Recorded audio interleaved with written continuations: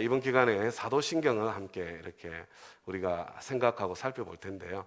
사도신경은 어디에 나오나요? 주기도문은 성경에 나왔는데 사도신경은 성경에 나와 있지 않습니다.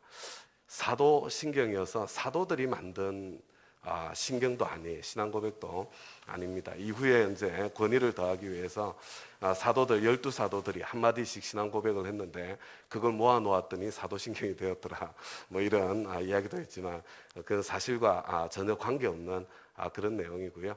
이 사도신경은 교회 역사가 이렇게 쭉 발전해 오면서 한 500년, 600년 정도에 걸쳐서 이게 조금씩 다듬어져서 지금과 같은 그런 내용으로 만들어진 신앙 고백서고요. 지금도 조금씩 이렇게 바꾸고 변형하기도 하는 그런 내용이다. 이게 성경과 같은 절대적인 권위를 가지고 있는 것은 아니다. 그것을 좀 기억해 주셨으면 좋겠고요.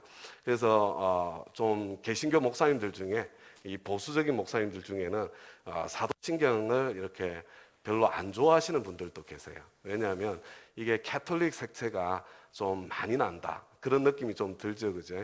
영어로 읽으면 더 많이 납니다.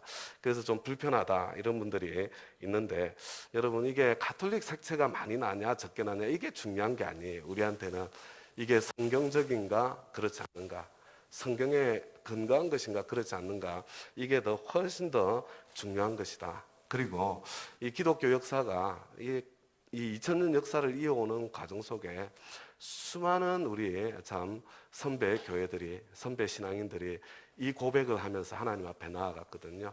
세례 교육을 하는 그런 어떤 통로로 이 사도신경을 사용하기도 했습니다. 그래서 우리가 그 흐름 안에 있는 사람들로 우리의 신앙을 우리 선배들의 신앙과 견주어서 또 함께 좀 점검해 그런 시간이 저와 여러분에게 되었으면 정말 좋겠습니다. 여러분 특별 새벽 기도회 때마다 말씀 안 드려도 자동적으로 좀 하게 되는 게 있었으면 좋겠습니다. 뭘 것 같으세요? 자기 전에 우리 참 중요한 우리 사용하는 시편 23편을 하든 주기도문을 하든 사도신경을 하든 자기 전에 한번 외워보는 거예요. 그리고 깰 때에 참 이번 우리 고난주간 기간은 깰 때에 사도신경으로 주님과 더불어 깨는 그런 기간이 되었으면 좋겠다. 혹시 오늘 오시면서 그거 연습해 오신 분 계세요? 저는 이제 어젯밤에 누워서 내일 새벽은 사도신경으로 깰 거야.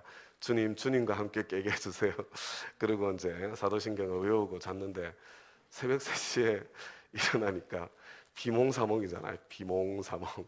그래가지고 한 10분 정도를 정신을 못 차렸어요. 이렇게 알람 때문에 깨놓고는 한 10분 되니까 사도신경 그러면서 사도신경 이렇게 고백하고 자리에서 일어났습니다.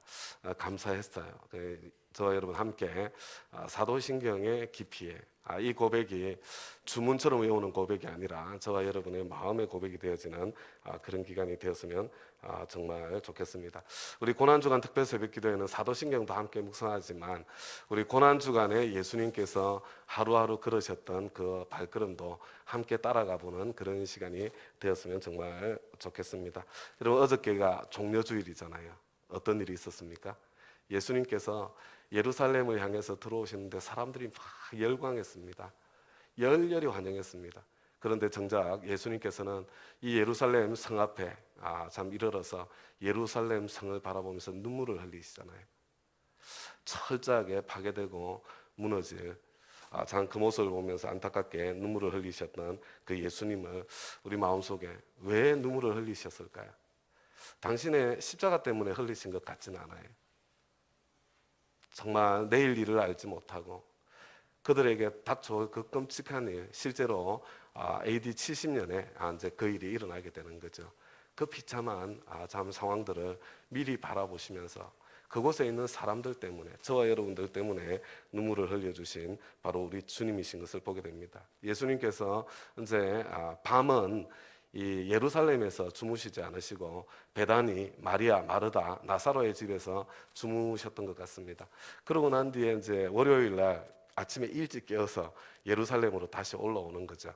여러분 그때 무슨 일이 있었는지 지금 이맘때였을 수도 있고 조금 지났을 때일 수도 있겠죠, 그렇죠?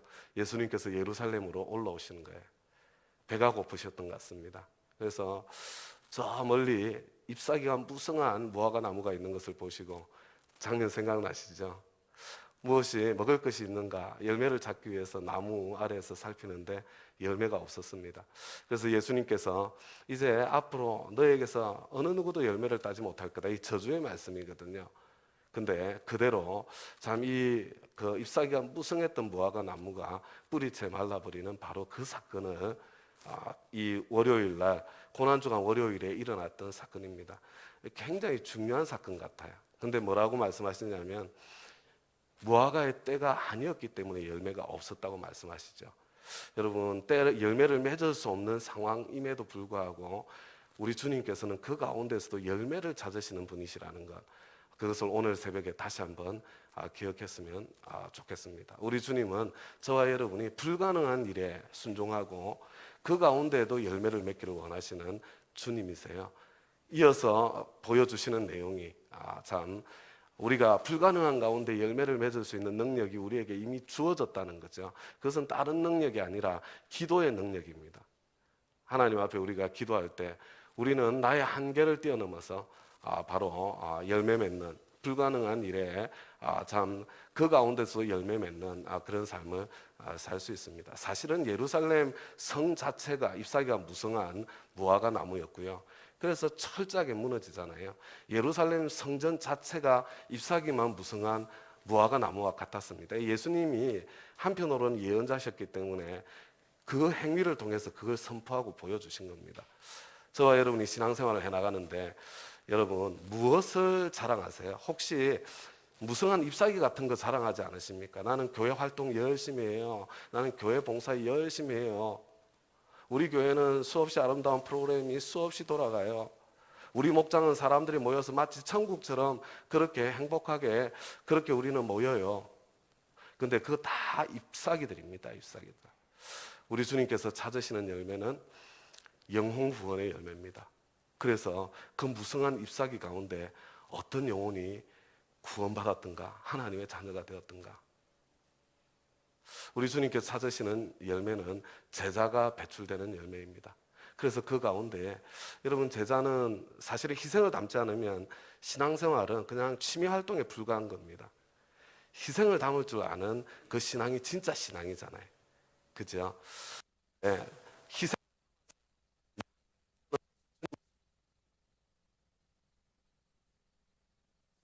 근데 그래서 이 무성한 활동들을 통해서 제자는 배출되고 있는가? 우리 주님께서 찾으시고 물으신다는 것 우리 같이 기억했으면 좋겠고요. 냉정하게 살펴봐야 됩니다. 내 인생에 나는 어떤 열매를 맺고 있는가? 우리 목장에 주님께서 찾으시는 그 열매가 맺히고 있는가? 교회로서 우리는 교회 가운데 그 열매가 맺히고 있는가? 그것을 우리 살펴보시면서 그렇게 함께 주님 앞에 나아갈 수 있기를 바라고 소망합니다. 우리 사도신경 이제 살펴볼 텐데 일주일 닷새 만에 사도신경을 살펴본다는 게 거의 불가능하구나 이런 생각은 들지만요. 그래도 우리 간략하게 살펴보고 기도하는 시간을 갖도록 그렇게 하겠습니다. 우리 한 장 넘겨주시겠어요? 쭉 넘기셔가지고 이거 맞나요? 하나 더 넘겨주세요.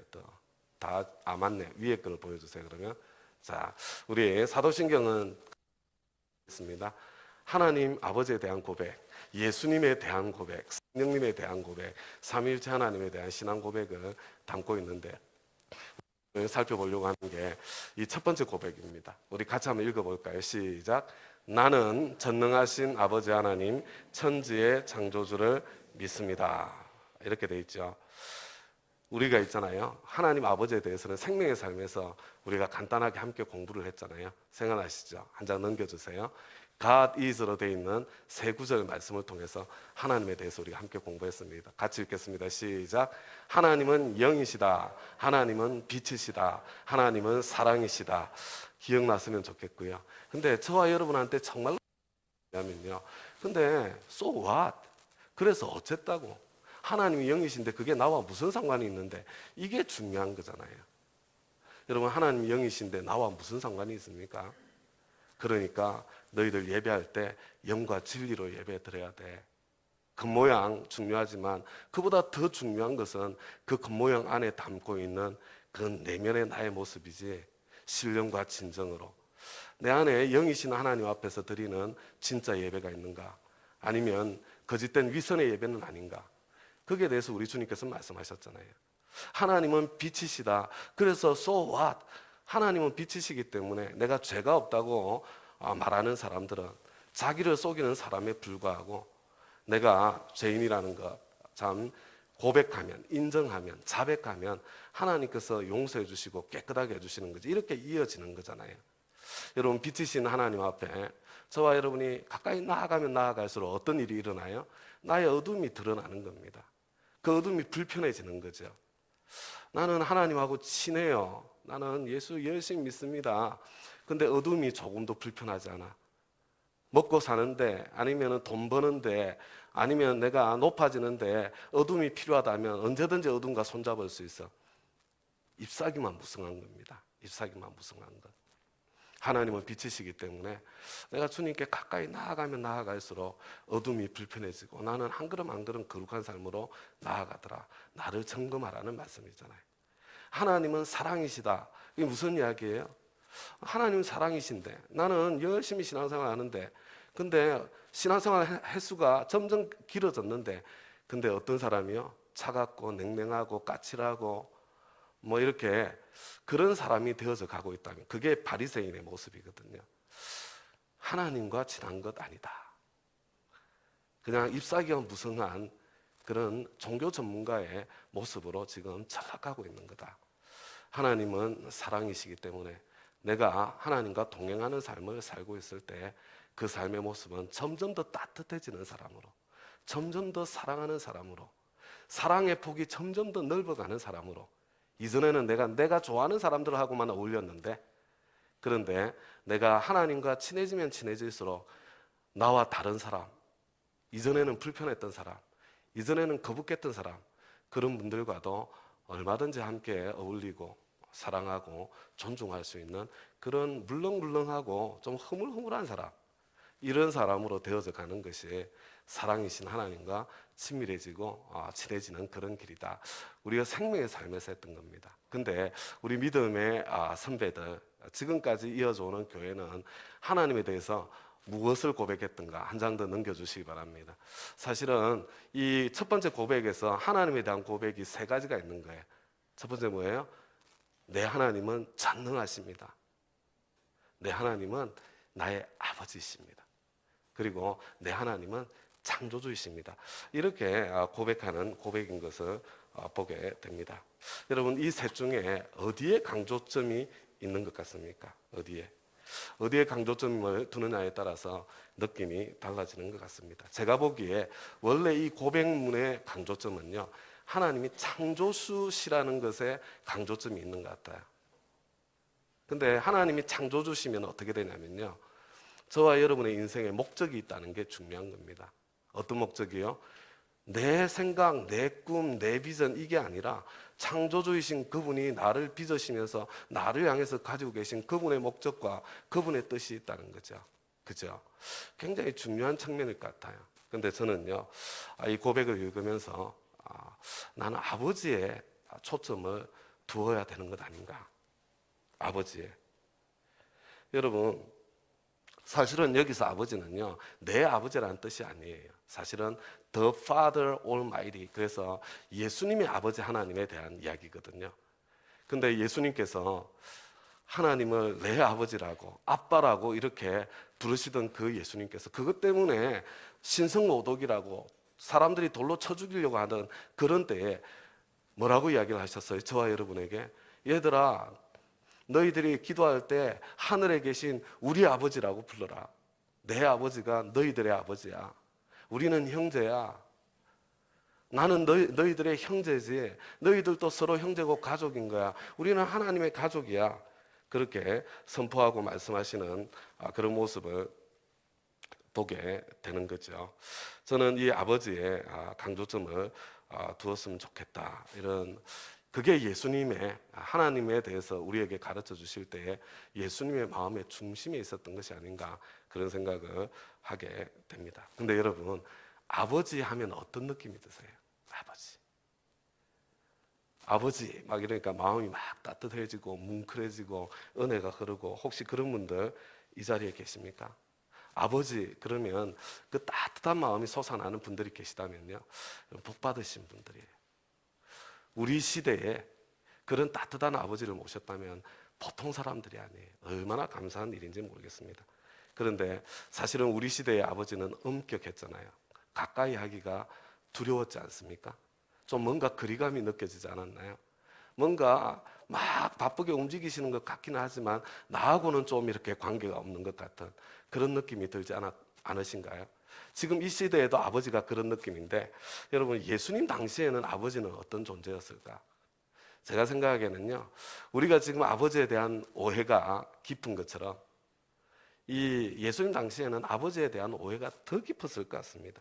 더 깊었을 것 같아요. 그래서 예수님께서 이 탕자의 비유 저와 여러분에게 들려주시면서, 야, 너희들이 땅에서 보는 아버지와 하늘 아버지는 다른 분이야. 하늘 아버지가 어떤 분인 줄 아니? 한편으로 저와 여러분에게 아버지에 대한 오해를 풀어주시는 바로 그 이야기가 아닌가, 이렇게 생각이 들어요. 여러분, 탕자의 아버지 하면 무엇이 생각이 나십니까? 탕자의 아버지, 풍족하고 넉넉하신 분이셨어요. 그죠? 풍족하고 넉넉하고 따뜻하신 아버지였습니다. 근데 이 아버지는 또 어떤 특징이 있었냐면요, 제가 보니까 아들의 선택권을 존중해 주시는 아버지세요. 탕자가 그 말도 안 되는 선택을 하고자 할 때도 아버지께서는 그 선택을 존중해 주셨어요. 어떻게 보면 결과가 뻔한 것처럼 보이는데도 그 선택을 존중해 주시는 거죠. 여러분, 우리 하나님 아버지께서 에덴 동산에 선악과 나무를 심으시고요, 인간이 그 선악과 열매를 따는 그 선택의 과정에 있을 때 하나님께서 강제로 막으려면 얼마든지 막을 수 있었습니다. 뒤통수 때려가지고 막으려면 막을 수 있으셨어요. 근데 하나님께서는 이 자녀들의 선택권을 빼앗는 대신에 우리 아버지 하나님께서는 우리 자녀들이 잘못된 선택을 했을 때 그 길에서 다시 돌이킬 수 있는 길을 준비해 주시잖아요. 여러분, 이게 얼마나 엄청난 일인지 모르겠습니다. 저는 에덴 동산에 그 인간의 선택을 끝까지 존중해 주시는, 사랑함에도 불구하고 존중해 주시는 하나님 아버지 모습이 깨달아졌을 때 너무 은혜가 되고 감격이 되었어요. 죄송한 마음이 들었습니다. 사실은 선택권을 존중한다는 것은 믿어주는 거거든요. 그 길을 통해서 결국은 돌아올 것이라고 참 그 미래까지, 가능성까지 바라보아 주시는 거잖아요. 탕자의 아버지가 그런 아버지신 것 같습니다. 탕자의 선택권도 존중해 주었고 큰아들의 선택권도 존중해 주었죠. 과정 속에 있다는 것을 알고 계셨죠. 그리고 난 뒤에 동구 밖에 서서 기다리시는 거예요. 기다리시는 거예요. 사랑하는 마음으로 두 팔을 벌리고 기다리시는 거죠. 돼지똥 냄새 나는 그 모습으로 돌아왔는데도, 그럼에도 불구하고 아버지 얼굴에 참 뺨을 때린 것 같은 그런 모욕감을 심어준, 당시 유대인들은 이 돼지 부정한 짐승이기 때문에 가까이 하지도 먹지도 않았거든요. 근데 그 돼지가 먹는 돼지 꿀꿀이 죽을 먹으면서 돼지 똥 바르고 나타난 아들이잖아요. 근데 그 아들을 향해서 쫓아가서 안아주시고 신발을 신겨주시고 가락지를 끼워주시고, 뭐예요? 그래, 너는 여전히 내 아들이야. 이게 신분의 회복이거든요. 너는 여전히 내 아들이야. 그리고 기쁨의 잔치를 베풀어 주시는 그런 하나님 아버지의 모습을 저와 여러분에게 회복시켜 주시는 거죠. 여러분, 전능하신 창조주 하나님께서 그런 아버지세요. 그런 아버지. 얼마나 감사해요. 전능하신 창조주 하나님께서 내 아버지신데 바로 그와 같은 아버지시다. 여러분, 사실 나는요, 내 선택 때문에 고생하며 방황하며 지냈잖아요. 내가 무법자로 그냥 나는 얼마든지 내 인생을 개척해 갈 수 있어요. 내 마음대로 좀 하게 해주세요. 왜 내 인생에 간섭이세요? 그런 마음들로 참 내 갈 길을 꾸역꾸역 걸어갔던 그런 인생이잖아요. 근데 여전히 하나님께서는 저와 여러분의 아버지시고, 내가 이게 아니구나. 내가 깨닫고 돌이켜서 아버지께로 향하면 나를 여전히 품어주시고 받아주시고, 그리고 너는 지금도 내 아들이야 말씀해 주시는, 잔치를 베풀어 주시는 그 하나님 아버지의 사랑 안에 있다는 것, 그것을 기억하고 누리실 수 있기 바랍니다. 그게 자식의 권세예요. 하나님께서 저와 여러분에게 예수 그리스도를 통해서 그와 같은 자식의 권세를 주셨습니다. 인생이 고달프신 분들 아버지께로 돌아갈 수 있기를 바랍니다. 나는 전능하신 아버지 하나님, 천지의 창조주를 믿습니다. 이렇게 고백할 때, 창조주를 고백할 때는 내 인생에는 목적이 있지, 하나님께서 나를 빚으신 목적, 그것을 기억하시고요. 근데 하나님이 내 아버지시라는 것을 마음에 품을 수 있게 되기를 바랍니다. 한 가지 더 부탁드리고 싶어요. 한 가지 더. 여러분, 저와 여러분 누군가의 아버지 아니신가요? 우리 자녀들에게는요, 나를 통해서 사실 하나님 아버지,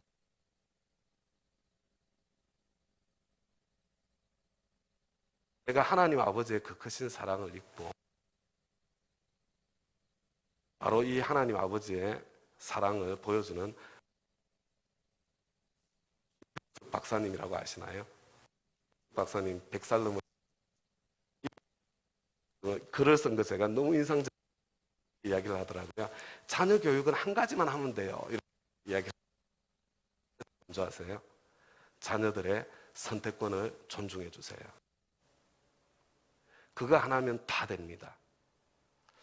물론 그게 야, 너 하고 싶은 대로 하고 살아 이거 아니죠. 최선을 다해서 정보를 주지만, 그렇지만 스스로 선택할 수 있도록, 강압이 아니라 스스로 선택할 수 있도록, 때로는 자기의 선택 때문에 좀 돌아가는 길이 상황이 보인다고 하더라도 그래도 그 선택권을 존중해주고 울타리를 쳐주는 그 선택권 존중이거든요. 야, 100살 넘으신 우리 참 철학자께서 하시는 말씀도 참 인상적이라고 이렇게 생각이 들었고요. 그게 하나님 아버지께서 저와 여러분에게 주신 너무나 소중한 선물 가운데 하나라는 것, 그것을 기억하시면서 우리 자녀들에게 당자의 아버지 같은 좋은 아버지로, 좋은 엄마로 그렇게 함께 서 있을 수 있기를 바라고, 근데 그렇게 되려면 먼저 하나님 아버지의 사랑을 먼저 누려야 되는 거예요. 오늘 이렇게 고난주간 첫날을 지내시면서 나는 어떤 아버지인가, 내 아버지는 어떤 아버지셨는가, 나는 어떤 아버지 엄마로 지금 서 있는가, 이렇게 돌아보시고 하나님 아버지의 사랑을 내 마음에 담고 내가 내 자녀들에게 좋은 아버지, 좋은 엄마, 좋은 부모로 그렇게 한번, 우리 청년들은 내가 지금 아버지의 사랑을 더 많이 누려서 내가 내 자녀를 키울 때는 하나님 아버지를 보여주는 그 아버지가 될 수 있도록 해주세요. 그런 마음으로 우리 오늘 하루를 보내고 하나님 앞에 함께 나아갈 수 있기를 바랍니다. 우리 조금 길어져서 죄송하고요. 우리 함께 두 가지만 기도하고 우리 개인 기도 시간 갖도록 그렇게 하겠습니다. 우리 첫 번째